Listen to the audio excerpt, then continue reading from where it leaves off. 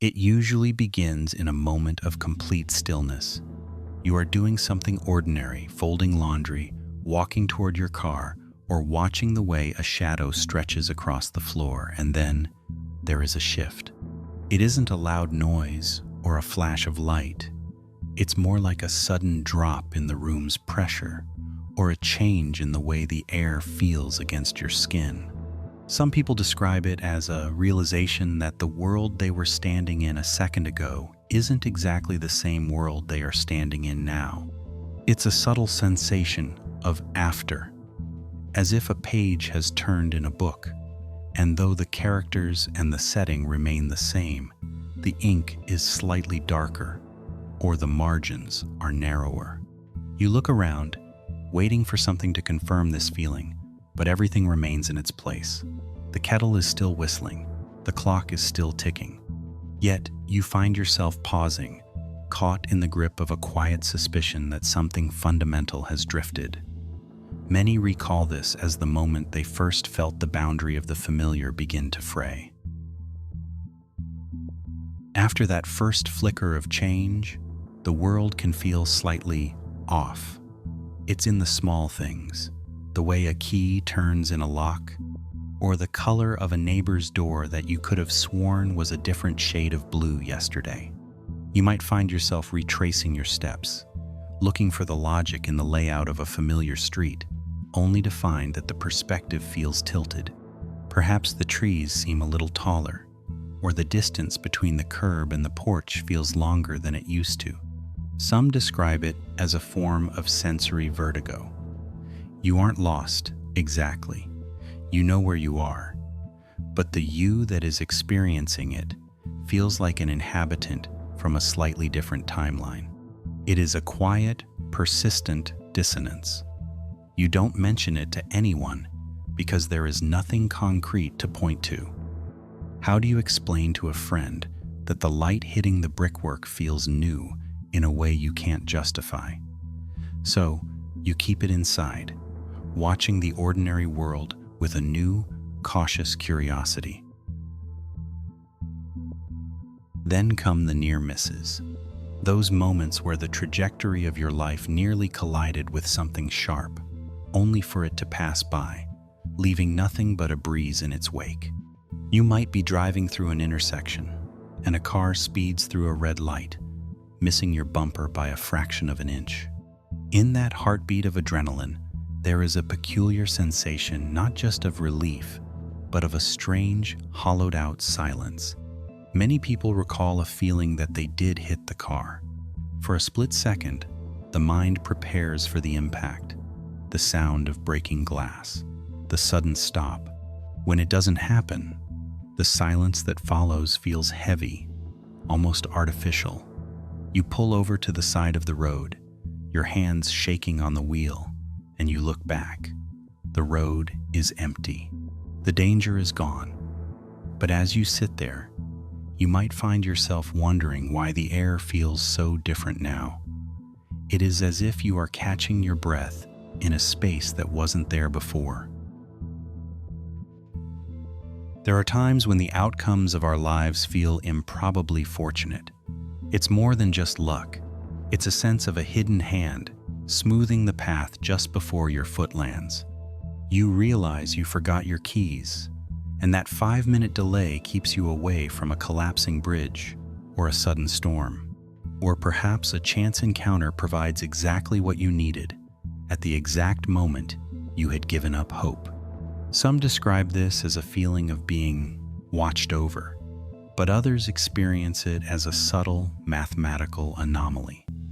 The odds seem to have bent in your favor in a way that feels heavy with meaning. You stand in the aftermath of your own good fortune, feeling a strange kind of debt to the universe. It's a quiet, humbling sensation.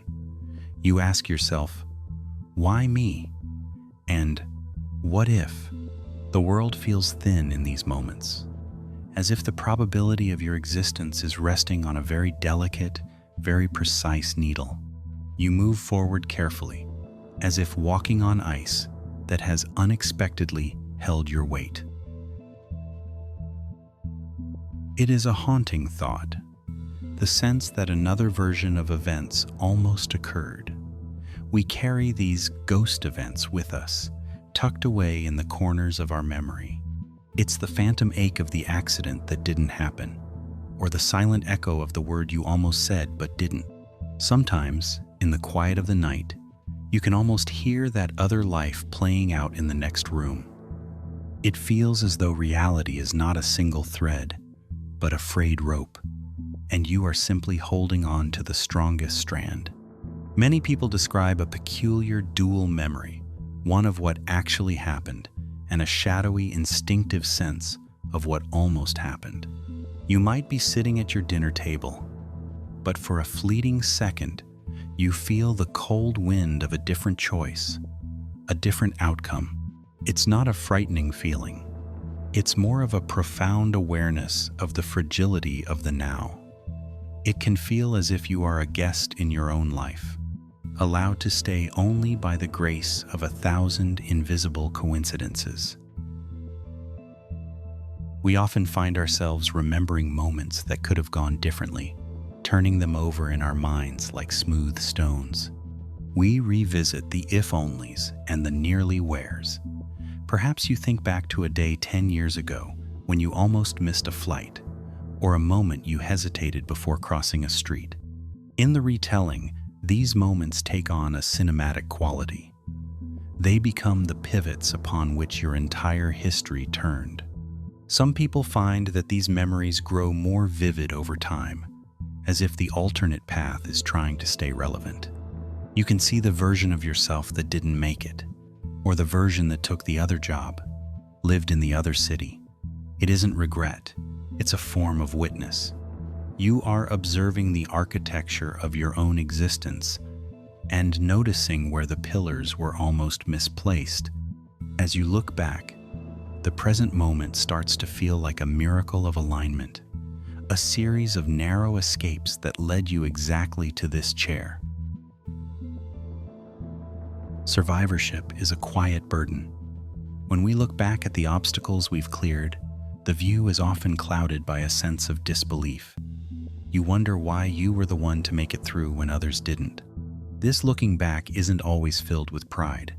Often, it's filled with a soft, persistent confusion. You are the survivor of your own history, standing on the far bank of a river that could have easily swept you away. Many recall a sense that their survival was a matter of timing rather than talent. You were in the right place, or perhaps more importantly, you weren't in the wrong one. This perspective changes how you see the world. It makes the ordinary feel precious, but also precarious. You start to see the safety of your daily life as a temporary agreement between you and the universe, an agreement that is held up so far, but one that feels subject to change without notice. Memory is not a fixed recording. It is a living thing that reshapes itself to fit the meaning we need. As the years pass, the way we remember a shift in reality begins to soften. The sharp edges of the fear or the confusion are worn down by the constant tide of the present. We start to tell ourselves stories to make sense of the improbable. We turn a near miss into a lesson, or a strange coincidence into a sign. Some people describe this as retrospective harmony. It's the feeling that even the things that felt wrong at the time were somehow necessary to get here. But even as we polish these memories, a part of us remembers the raw, unrefined truth of the moment. We remember that, for a second, the world didn't make sense. No matter how much we wrap these events in the comfort of narrative, that small seed of mystery remains at the center, refusing to be fully explained away. The mind is a relentless traveler, often revisiting alternate outcomes in the middle of the night. You find yourself lying awake, imagining the other you who took the different path. In that version of reality, perhaps you stayed in your hometown, or you never met the person you love. These thoughts aren't always pleasant, but they are compelling. They offer a glimpse into the vastness of the unlived. It can feel as if these alternate lives are happening simultaneously, just out of reach. Some describe it as a faint humming in the background of their consciousness, the sound of all the other possibilities vibrating. When we revisit these paths, we aren't just daydreaming. We are exploring the boundaries of our own identity. We are asking ourselves which parts of us are essential and which parts are merely the result of the specific, strange sequence of events that actually occurred. It is a quiet, internal dialogue with the ghosts of who we might have been. Across every culture, we find stories that attempt to name the unnameable. We tell tales of ancestors walking beside us, of hidden guardians who nudge us away from the ledge. These stories are a testament to how universal this feeling is, the sense that we are being guided by something just out of sight. Whether it's a gut feeling, an angel, or a glitch, we seek a framework to hold the experience. Many people find that these cultural narratives provide a sense of safety. If there is a story for it, then it isn't so strange. It becomes a shared human experience rather than an individual delusion. We look at the ancient myths and find echoes of our own modern moments of shift. These stories don't offer proof, but they offer company. They remind us that for as long as humans have been looking at the stars, we have felt that there is more to the world than what meets the eye, and that sometimes the world looks back. Guardian figures often emerge as a way to interpret the inexplicable. In the moment of a narrow escape, it is common to feel that you were not alone. You might recall a sudden urge to break, or a voice that wasn't quite a voice telling you to wait. We personify these moments because it is easier to talk to a someone than it is to acknowledge a vacuum of probability. This interpretation provides a profound sense of comfort. It suggests that the universe is not indifferent, that it is, in some small way, aware of us. Some describe this as a presence that lingers long after the event has passed. It's a feeling of being cradled in the middle of a storm. We don't need to prove these figures exist to feel the weight of their impact. The feeling of being helped is a reality of its own, a subjective truth that changes the way we walk through the world from that day forward. The comfort of believing something intervened is a powerful anchor. When the world feels fragile, the idea of a protective force acts as a weight, keeping us from drifting away into nihilism. It allows us to process trauma or shock with a sense of grace. Instead of seeing a near disaster as a sign of a hostile world, we see our survival as a sign of a supportive one. Many recall that this belief didn't come from a book or a sermon, but from the experience itself. It was the only explanation that fit the intensity of the feeling. It is a quiet, internal sanctuary. You may go about your day, shopping for groceries or sitting in meetings, but deep down, you carry this secret assurance. It's a form of resilience that doesn't scream. It just hums quietly in the background, telling you that you are supposed to be here. Lately, we have started using the language of the multiverse not as a scientific explanation, but as a metaphor for how life feels. We talk about timelines and branching paths. It's a modern way to describe that ancient feeling of a reality that isn't quite fixed. It gives us a way to visualize the other lives we feel ourselves almost living. When we use these metaphors, we aren't necessarily claiming to understand quantum physics. We are simply trying to map the terrain of our own intuition. It can feel as if we are constantly vibrating between different versions of ourselves, and every now and then, the signal crosses. This perspective allows for a certain kind of openness. It suggests that our lives are part of a much larger, much more complex tapestry than we can see from our limited vantage point. It makes the shift feel less like a mistake and more like a glimpse into the vastness of everything. Imagining the paths not taken is a way of honoring the life we have. When you look at the voids where other possibilities could have been, your actual life becomes more defined. You see the shape of your choices and the shape of your luck. It's like looking at a negative of a photograph. The empty spaces tell you just as much as the filled ones. Many people describe a sense of tender hauntings. You aren't haunted by ghosts, but by the what-ifs that follow you like a shadow. You walk through your house and imagine the silence that would be there if you hadn't made a certain choice. Or you look at your children and feel the weight of the impossible odds that brought them into existence. This isn't a heavy feeling, it's a light one. It's the lightness of realizing how narrowly we all escape being someone else entirely. There are moments when life feels cleanly divided into before and after. It isn't always a tragedy. Sometimes it's a realization that arrives with the quiet force of a landslide. You wake up one morning and realize the person you were yesterday is gone. The world looks the same, but your relationship to it has fundamentally shifted. Some describe this as crossing a threshold in the dark. You didn't see the line, but now that you are on the other side, you can feel the difference in the air. These moments often come after a period of intense reflection or a sudden change in circumstance. You find yourself looking at your old shoes or your old books, and they feel like artifacts from a different civilization.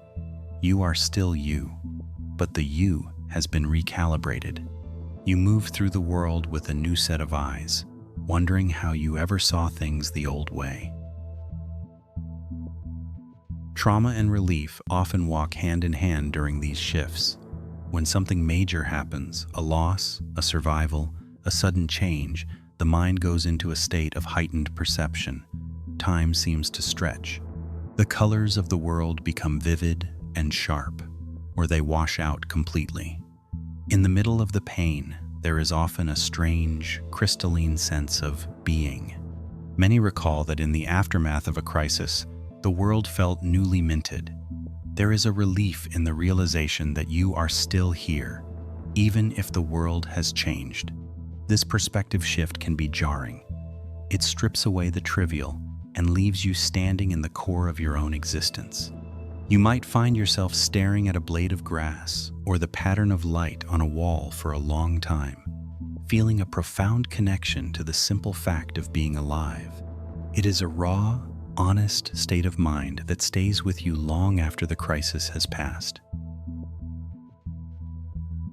There is a profound feeling of having crossed an invisible line. It's the sense that you have moved from one state of being to another without any physical movement at all.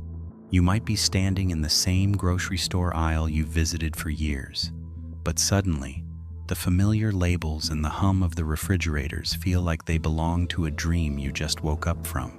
Some people describe it as a loss of innocence regarding the stability of reality. Once you've felt the ground shift, you can never quite trust it to stay still again. This doesn't have to be a source of anxiety. For many, it becomes a source of wonder. You realize that the world is much more fluid than you were taught. You walk more lightly now, knowing that the real world is just one version of the story, and that you are always just a heartbeat away from the next invisible line. Why are these moments so difficult to describe? We have words for happy, sad, or scared, but we don't have a common word for the feeling that the laws of probability just sighed in your ear. When we try to talk about it, we often sound uncertain, as if we are trying to describe a dream we've already half forgotten. Some describe it as a liminal feeling, the sensation of being in an entryway between two rooms. Language is designed for the rooms themselves, not the doorways. This lack of vocabulary can make the experience feel forbidden or strange, which only adds to its power. We keep these stories in a private part of our minds, where they don't need to be justified by grammar or logic. They exist as pure sensation, a secret language spoken by the soul when the world takes a breath. Language often fails to capture the sheer scale of an internal shift. We use words like weird or eerie, but they feel too small, too clinical. The actual experience is much more expansive. It's the feeling of your entire history being rewritten in a single second. It's the realization that reality is a much larger room than you ever imagined. Many people find that they turn to art or music to express what they can't say. A certain melody or a specific painting might capture that shift perfectly without ever mentioning it. This is because art speaks to the part of us that recognizes patterns and feelings rather than facts. When language fails, we are left with the resonance of the experience, the way it continues to vibrate in our chests. We stop trying to explain it and just let it be, a silent monument to the complexity of the human experience. It is natural to feel skepticism and self-doubt. You ask yourself, did I just imagine that? Or was it just the lighting?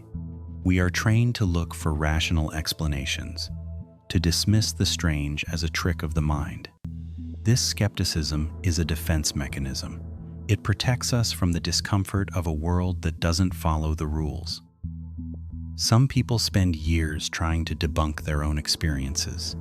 They look for logical gaps, for coincidences, for any reason to believe that things are exactly as they seem. But even then, the memory of the feeling remains. You can convince your mind, but it's harder to convince your body. Your body remembers the way the hair stood up on your arms, or the way your heart skipped a beat. Holding this doubt is a part of the process. It's a tension between what we know and what we feel, a balance we all have to find for ourselves. There is a certain maturity in holding uncertainty without needing an answer. We live in an age that demands clarity, that wants every mystery solved and every glitch explained. But some things refuse to be pinned down. Some experiences are meant to remain as questions, lingering in the back of our minds like an unresolved chord. Many find that as they get older, they become more comfortable with this lack of resolution. They stop trying to fix the strange moments and start to welcome them. They see the uncertainty not as a problem, but as a sign of life. To live in a world that can still surprise you, that can still make you feel like a stranger in your own house, is to live in a world that is still vital and deep. You learn to breathe in the mystery, letting it fill the spaces that logic can't reach. Meaning often forms long after the moment passes. You might not understand why a certain shift happened until years later, when you look back and see how it fits into the larger pattern of your life. It's like a puzzle piece that only makes sense once the surrounding pieces are in place. The event itself was just a seed. The meaning is the tree that eventually grows from it. Some describe this as the slow reveal. Reality doesn't give up its secrets all at once. It drops hints, leaves breadcrumbs, and waits for us to catch up. When you finally see the connection, it's a moment of profound quiet. You realize that you were being prepared for something, or moved toward something, even when you felt most confused. This retrospective meaning doesn't necessarily explain how it happened, but it tells you that it happened for a reason. Living with the sense that reality is fragile can be a beautiful, if haunting, experience. It makes you more attentive to the now. If everything could change in a second, then this second is infinitely precious. You start to notice the way the light hits a cup of coffee, or the sound of the wind in the trees, with a new intensity. Many people recall that after a shift, they felt more awake. The world no longer feels like a solid, unchanging backdrop. It feels like a living, breathing thing. You move through your days with a sense of reverence. You are a participant in a grand, ongoing mystery. This fragility isn't something to be feared, it's something to be honored. It reminds us that we are part of something vast and interconnected, something that is always in the process of becoming. Accepting mystery without resolution is perhaps the final stage of this journey. We stop asking why and start asking, how does this feel?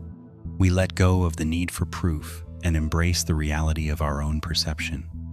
We recognize that the feeling of reality changing is as much a part of the world as the trees and the stones. Some describe this as a quiet homecoming. You are no longer fighting the world's strangeness. You are living inside it. You find peace in the unanswered questions. You realize that you don't need to understand the mechanics of the universe to appreciate its wonder.